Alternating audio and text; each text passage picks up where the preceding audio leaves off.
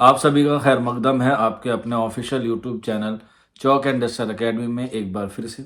उम्मीद है आप लोग खैर आफियत से होंगे। अपने इम्तिहान की जो है वो तैयारी बहुत लगन से कर रहे होंगे, क्योंकि अब आपके पास बहुत ही कम वक्त बचा है। तकरीबन तकरीबन 48 घंटे का वक्त आप लोगों के पास है, और उसके बाद आप लोग जो है वो एग्ज़ाम के लिए पूरी तरीके से क्या हो जाएंगे, तैयार हो जाएंगे।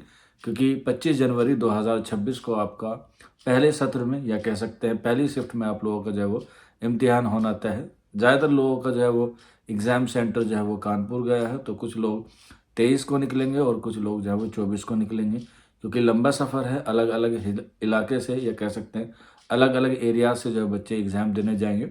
और एग्ज़ाम आपको पता है कि तकरीबन 8,000 या 8,500 के आसपास बच्चों ने फॉर्म भरा है, और उसमें जो है वो एक सीट पर 73 बच्चों के क्या है फाइट करने के चांसेस है। हालांकि एग्ज़ाम सेंटर दूर होने की वजह से और सर्द मौसम होने की वजह से जो है बच्चों की जो तादाद है वो हमें जो है वो कम देखने को मिलेगी।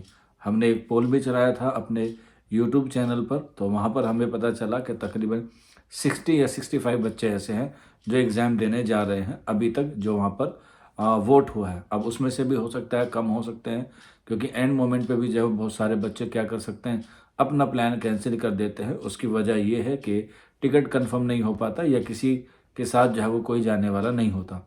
लेकिन जिनकी तैयारी अच्छी है, जिनको पूरा यकीन है अपनी तैयारी पर, वो जो है वो पूरी तरीके से अडिग है, और उनको जो है वो एग्ज़ाम देने ज़रूर जाना है। और हमें उम्मीद भी है, हम दुआ भी है आप लोगों के लिए कि आपका जो है वो सिलेक्शन हो जाए, और उसके साथ साथ आप लोग जो है वो मेंस के लिए जो है वो क्वालिफाइंग कर जाए।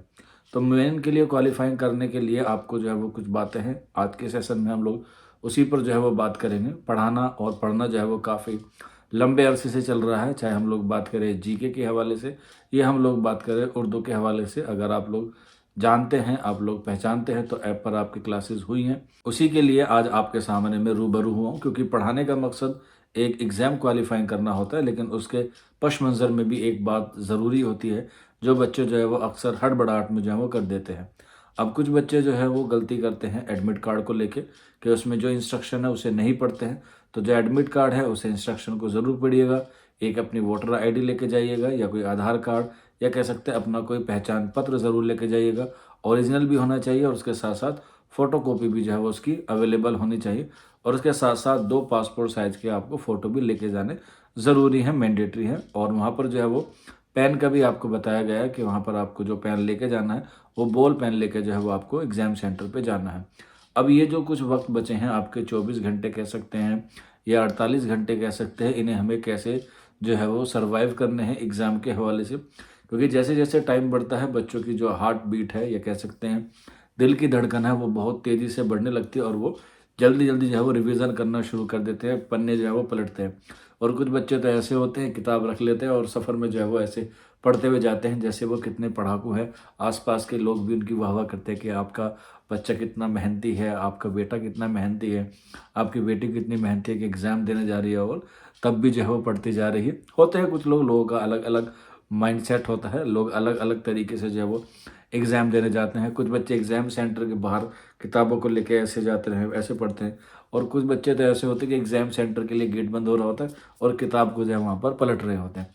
सबकी अपनी अपनी आइडियोलॉजी है, सबका अपना अपना तरीका होता है, हम मना नहीं करें।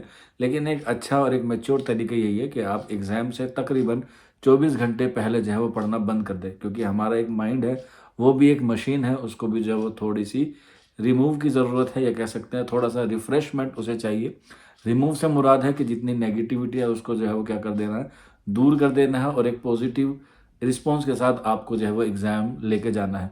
आपने कितना पढ़ा, कितना रह गया, क्या छूटा, क्या पढ़ा, वो सारी चीज़ें जो है वो मैटर नहीं करती हैं। अब मैटर ये करती हैं कि आपको एग्ज़ाम हॉल में जाके कैसे परफ़ॉर्म करना है, और उसके लिए आपको पूरा सबसे पहले होता है आप मेंटली प्रिपेयर होना बहुत ज़रूरी है। क्योंकि बहुत सारे बच्चे सिर्फ़ इसलिए जाते हैं कि चलो एक्सपीरियंस हो जाएगा, देख लेते हैं कैसे एग्ज़ाम होता है। क्योंकि काफ़ी दिन बाद एग्ज़ाम हो रहा है, यूपी टीजीटी का नहीं हुआ है, तो यूपीएलटी ग्रेड को देखने जा रहे हैं। तो कुछ बच्चों ने इसलिए भी तैयारी नहीं की, क्योंकि यूपी टीजीटी की तरह जो है वो बहुत सारी बार डेट जो है वो पोस्टपोन हुई है, तो यहाँ पर यूपीएलटी ग्रेड में भी ऐसा देखने को मिलेगा। लेकिन ऐसा नहीं हुआ है, आपका जो एग्ज़ाम है वो बिल्कुल सही समय पर जो है वो हो रहा है, और उम्मीद है, ऐसी दुआ भी है कि आगे भी जो है वो पूरी तरीके से आपका जो है वो प्रोसेस चलता रहे, फ्री हो जाए, उसके बाद एज सुन एज पॉसिबल जो है वो आपका मेंस भी हो जाए और उससे जो है वो आपको एक नौकरी मिल जाए 2026 में। तो सबसे पहले तो ये गलती नहीं करनी है, आप लोगों को थोड़ा सा सफ़र का एंजॉय लेते हुए एग्ज़ाम सेंटर पे जाना है, सारी चीज़ें कैरी कर लेनी है और हो सके तो एक दिन पहले आप लोग पहुंच जाइएगा, क्योंकि 2-4 रुपये अगर आपके खर्च भी होते हैं तो वो आप अपना एक इन्वेस्टमेंट मान के जो है वो कर सकते हैं। क्योंकि बहुत सारे भी सर्द का मौसम है तो बहुत सारे बच्चे सोचते हैं कि स्टेशन पर रुक जाएंगे। एक वीडियो भी एक बच्चे ने हमारे साथ शेयर की कि कितना बुरा हाल है कि वहाँ पर बच्चे रुकते हैं सर्दी के मौसम में। तो एक छोटा मोटा रूम लेके एक सिर्फ रात गुजारने के लिए आपको जो है वहाँ पर एक दिन पहले पहुँच जाना है। 24 तारीख को कुछ बच्चे आफ्टर जुम्मा भी निकलेंगे, क्योंकि जुमे का दिन है कल। तो इसलिए जो है वो सारे बच्चे सोच रहे हैं कि हम लोग एक दिन पहले पहुँच जाए, जिससे हमारा जो है वो पहुँचने का जो है वो सही टाइम हो जाए। क्यों? क्योंकि सर्दी का मौसम है, ट्रेन वगैरह या रोड पे जो एक्सीडेंट होते हैं उससे हमें जो है वो ऊपर वाला बचा है। ट्रेन भी जो है वो आजकल लेट चल रही है कोहरे की वजह से, सर्दी की वजह से। तो इसलिए आप लोग थोड़ा सा अपना टाइम जो है वो बफरिंग लेके चलें। और रही बात पढ़ने की, अब अगर आपका मन है तो पढ़ सकते हैं, लेकिन मैं एक एज अ टीचर होने के नाते आपको बता दूँ कि एग्ज़ाम से तकरीबन 24 घंटे पहले जो है वो नहीं पढ़ना चाहिए। उससे क्या होता है कि माइंड जो है वो रिलैक्स होने की कगार पर होता है और एग्ज़ाम तक वो रिलैक्स हो जाता है और वो चीज़ों को जो है वो आपस में क्या करता है, रिकॉल करता रहता है और वो सारी रिकॉल हुई चीज़ें जो है वो आपको एग्ज़ाम सेंटर में जो है वो देखने को मिलती है। कभी भी जो है वो सिलेबस पूरा 100% नहीं होता है किसी भी बच्चे का कवर, उसका कुछ ना कुछ पार्ट जो है वो छूट जाता है। बहुत से बच्चों को लगता है कि नहीं ये सवाल आ ही जाएगा, इसी से जो हमारा सिलेक्शन रुक जाएगा। ऐसा नहीं होता है, वो रेयर केस होते हैं जिसमें ऐसा मोमेंट होता है कि एक क्वेश्चन से जो है वो आपका हो जाता है या रुक जाता है। तो वहाँ तक पहुँचने के लिए आपको अपने माइंड को पूरा सेट करके जाना है कि हमें जो है वो इतने क्वेश्चंस करने हैं, इस तरीके से क्वेश्चंस करने हैं, क्योंकि पेपर करने का भी एक तरीका होता है। एक टीचर ये नहीं होता कि आपको डेली पढ़ाता है, वो आपको जो है वो डेली पढ़ाता भी है, वो आपको जो है वो बताता भी है और वो आपको समझाता भी है। तो पेपर करने के भी जो है वो अलग-अलग तरीके होते हैं, सबका अलग तरीका होता है। लेकिन जो लोगों की राय है वो यही है कि आप पेपर को जो है वो 2 से 3 राउंड में जो है वो हमें करना चाहिए। और उससे भी ज़्यादा ज़रूरी, अगर पेपर पार्ट 1 और पार्ट 2 में है तो पार्ट 1 पहले किया जाए या पार्ट 2 पहले किया जाए। हालांकि जीएस वाला पोर्शन थोड़ा सा कम है, 30 क्वेश्चन आते हैं उसमें, तो सोचते हैं कि पहला जो है हम उसे कर लेते हैं, उसके बाद हम लोग उर्दू वाला कर लेंगे, क्योंकि उर्दू तो हमारा बहुत स्ट्रॉन्ग है। तो एग्ज़ाम में जब भी हमें कोई पोर्शन अटैम्प्ट करना होता है तो हमेशा वही पोर्शन अटैम्प्ट करते हैं जो हमारा मजबूत है, क्योंकि उस मजबूती से हमें लग जाता है कि अब हमें जीएस में कितने तुक्के लगाने हैं, कितने तुक्के नहीं लगाने हैं। क्योंकि जीएस का सिलेबस बहुत वाइड है तो उसमें हमें कम से कम 8 या 10 नंबर लाने हैं। मिनिमम अगर इतने आ रहे हैं तो वेरी वेल है, 5-6 भी आ रहे हैं तो काम चल जाएगा। लेकिन मैक्सिमम जितना आप लोग ला सकते हैं उतना ही जो है वो आप लोग लाने की कोशिश कीजिएगा। लेकिन ज़्यादा लाने की कोशिश में नेगेटिव मार्किंग के चक्कर में आप अपने आप को जो है वो डाउन मत कर लीजिएगा। इसीलिए मैंने आपको बताया कि पेपर करने के जो है वो अलग अलग तरीके होते हैं। 1 राउंड होता है, 2 राउंड होते हैं या 3 राउंड में भी आप लोग कर सकते हैं। मेनली पेपर को 3 राउंड में करना चाहिए। पहले राउंड में आपको सिर्फ वो क्वेश्चंस करने हैं जिस पे आपको बिल्कुल 100% यकीन हो। ऐसा ना हो कि आपको तो बस पहला क्वेश्चन आया उसको टिक कर दिया, दूसरा क्वेश्चन आया उसको टिक कर दिया, नहीं। यानी कि मान के चलिए 150 क्वेश्चन है और उर्दू वाला आपको पहले करना है, पहले ही कीजिएगा तो ज़्यादा बेहतर रहेगा। जीएस वाला पोर्शन आप अगर स्किप भी कर देंगे, मान के चलिए अगर आपको लगता है कि हमें बिल्कुल ही नहीं आता है तो हम उसे छेड़ेंगे भी नहीं। तो अगर उर्दू आपका मजबूत है तो उसे आप नेगलेक्ट भी कर सकते हैं। लेकिन मेरी राय ये है कि कम से कम 5-6 क्वेश्चन आप लोग जो हैं वो जीएस के ज़रूर से ज़रूर अटैम्प्ट करके ज़रूर आइएगा, चाहे वो गलत हो चाहे वो आपके सही हों। तो सबसे पहले आपको पेपर में यही करना है कि सबसे पहले वही क्वेश्चंस को अटेम्प्ट करना है जो आपको पूरी तरीके से आते हो। उसके बाद वो क्वेश्चन करना है जिस पे आपको डाउट होता है और उसके बाद वो वाला पोर्शन आता है जिस पे आपको जो है वो तुक्के मारने होते हैं, मारना चाहिए। तो कम से कम आप लोग 10% का जो है वो तुक्का लगा सकते हैं। अगर 10% में से 5% भी आपका ठीक हो गया तो आपका जो है वो सिलेक्शन उम्मीद है कि हो जाएगा। लेकिन ये उस कंडीशन में लगाना है जब आपको जो है वो लग रहा है कि मुझे थोड़ा सा पुश करने की ज़रूरत है। फॉर एग्जाम्पल अगर आपके 120 क्वेश्चन है और आपने उसमें से 100 कर लिए तो तुक्का लगाने की ज़रूरत ही नहीं है, क्योंकि 100 तो आप लोग जो है वैसे क्रॉस कर रहे हैं तो आप लोग उम्मीद है कि मेरिट में आ जाएंगे। जनरल में अगर आपको लगता है कि हमारे पास कुछ नहीं हो पा रहा या कुछ पोर्शन ऐसे हैं जो हमसे नहीं हो पा रहे, तो उससे आप लोग बिल्कुल मत छेड़िएगा। ज़्यादा नंबर लाने के चक्कर में, नेगेटिव मार्किंग के चक्कर में आपके जो है वो स्कोर कम हो जाएगा। और स्कोर क्यों कम होगा? क्योंकि नेगेटिव मार्किंग भी कितनी है, 1/3 की नेगेटिव मार्किंग है, जो थोड़ी सी 1/4 से क्या होती है, ख़तरनाक होती है। तो इस तरीके से आप लोग जब पेपर को सॉल्व करेंगे तो आपको जो है वो पूरी तरीके से क्या हो जाएगा, मुतमईन हो जाएगा कि हमारा सिलेक्शन हो रहा है। इसके अलावा इन एग्ज़ाम रूम बहुत सारे बच्चे गलती करते हैं अपनी OMR शीट को भरने में। लाज़मी है, मैं लिख के कह सकता हूँ कि कम से कम आपको 10 से 15% बच्चे ऐसे मिलेंगे जो OMR में गोला गलत भर के आते हैं। मान के चलिए उन्हें ऑप्शन 2 भरना होता है, लेकिन जब वो उसको सर्कल कर रहे होते हैं तो वो 3 भर जाता है। बहुत सारे बच्चे आपको ऐसे मिलेंगे जिनके 2-3 सवाल हमेशा ही क्या होते हैं, गलत होते हैं।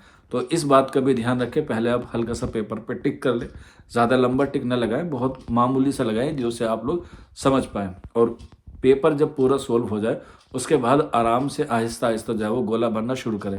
कुछ बच्चे ऐसे होते हैं, क्वेश्चन करते हैं और गोला भरते हैं, क्वेश्चन करते हैं और गोला भरते हैं। उससे क्या हो जाता है, टाइम क्या हो जाता है, बहुत लेंथी हो जाता है और पेपर जो होता है वो जो है वो पूरा नहीं हो पाता। इसीलिए, क्योंकि जब आपको गोला भरना है तो आपको पता ही होगा कि आपको सिर्फ़ और सिर्फ़ गोले भरने हैं और कुछ काम नहीं करना है। बस पेज पलटो और गोला भरो, पेज पलटो और गोला भरो। तो ये एक राय थी आप लोगों के लिए कि आप लोग पेपर को जो है वो इस तरीके से सॉल्व करेंगे, इस अंदाज़ में सॉल्व करेंगे तो आपको जो है वो माइंडसेट ज़्यादा अच्छा रहेगा और आपको जो है वो एक कॉन्फिडेंस अंदर से आए। सफ़र में निकले तो ये भी ज़रूरी है कि थोड़े से पैसे दान में दें, थोड़ी सी खैरात दें, क्योंकि सफ़र है, सफ़र में खुदा न खास्ता कुछ हो जाए, हम लोग ऐसे उम्मीद नहीं करते हैं, लेकिन फिर भी खुदा ने किसके लिए क्या लिखा है, तो इसलिए आप लोग घर से जब निकले तो 2-4 रुपये किसी गरीब को या किसी ज़रूरतमंद को जो है वो ज़रूर दे के निकले। और सफ़र पे निकले तो ऊपर वाले का ज़िक्र भी करते रहे, क्योंकि दुआ में भी जो है वो आपकी एक बहुत बड़ी चीज़ होती है, तकदीर बदल सकती है। मेहनत भी ज़रूरी है और दुआ भी ज़रूरी है। और उसके साथ साथ जब आप लोग सफ़र पे जाएँ तो एक बिल्कुल कूल माइंड से जाएँ। कौन कितना पढ़ के जा रहा है, कौन कितना करके जा रहा है, उससे बिल्कुल भी आप लोग कंपैरिज़न ना करें। सिर्फ़ और सिर्फ़ इतना देखें कि मैंने जितना पढ़ा है वो मेरे लिए सफ़िशिएंट है, क्योंकि उससे अगर आप लोग कंपैरिज़न करेंगे किसी से तो आपके अंदर एक डिमोटिवेशन आएगा और डिमोटिवेशन आपको एग्ज़ाम में नर्वस करेगा और नर्वस में आपका क्या होगा, एग्ज़ाम ख़राब होगा। आप इतना पैसा लगा के जाएँगे, इतना वक़्त लगा के जाएँगे, आपके साथ कई लोग जो हैं वो साथ जाएँगे, उनका भी टाइम ज़ाया होगा। तो इन सब चीज़ों को आपको क्या करना है, दरकिनार करना है, एक अच्छे माइंडसेट से एग्ज़ाम देने जाना है। कितने क्या पढ़ा, क्या से हुआ, वो सारी चीज़ें आप छोड़ दीजिए। सिर्फ़ और सिर्फ़ अपने अंदर एक पॉजिटिव रिस्पॉन्स लेके जाइए कि मैंने जितना पढ़ा है, चाहे वो 10% पढ़ा हो, 50% पढ़ा हो या 70% पढ़ा हो, मेरा जो है वो सिलेक्शन होने वाला है। ऐसे बिल्कुल कॉन्फिडेंस के साथ आप लोग जाइएगा, क्योंकि कभी-कभी ऐसा होता है कि 70% पढ़ने वाला भी और 50% पढ़ने वाला भी जो है वो एग्ज़ाम देता है, जिसमें 50% वाले का हो जाता है और 70% वाले का नहीं होता। उसकी वजह यही होती है कि उसको एग्ज़ाम करने का जो है वो तरीका जो है वो नहीं आता। इल्म जो आपको पता है इब्लीस के पास भी था और इल्म जो है वो हमारे नबी के पास भी था। बाकी आप लोग ज़्यादा समझदार हैं, कम कहना और ज़्यादा समझना आप लोगों की सलाहियत है और हमारा एक तरीका है आपको समझाने का। उम्मीद है आपको हमारे इस सेशन में जो है वो समझ में आया होगा। थोड़ा-सा लंबा सेशन हो गया, हालाँकि लेना नहीं चाहता था इतना लंबा सेशन, लेकिन बच्चों की रिक्वेस्ट थी कि सर एग्ज़ाम से पहले एक छोटा-सा मोटिवेशन वीडियो हो जाए, क्योंकि पढ़ा तो बहुत लिया और पढ़ाते-पढ़ाते भी आप लोगों को यहाँ तक लेकर आए हैं। टेस्ट आपके हुए हैं, क्लासेस आपकी हुई है और बहुत सारी चीज़ों से हमने आपको जो है वो जितना हमसे हो सका हमने उतना किया है। बाकी अब आपके ऊपर ज़िम्मेदारी है कि आप लोग एग्ज़ाम देने जाइए और अच्छे से एग्ज़ाम दीजिए। कोई डाउट होता है, कोई क्वेरी होती है तो आप लोग नीचे कमेंट बॉक्स में हमें ज़रूर बताइएगा और फीडबैक आपको ज़रूर देना है। आज के सेशन में इतना ही था। शुक्रिया।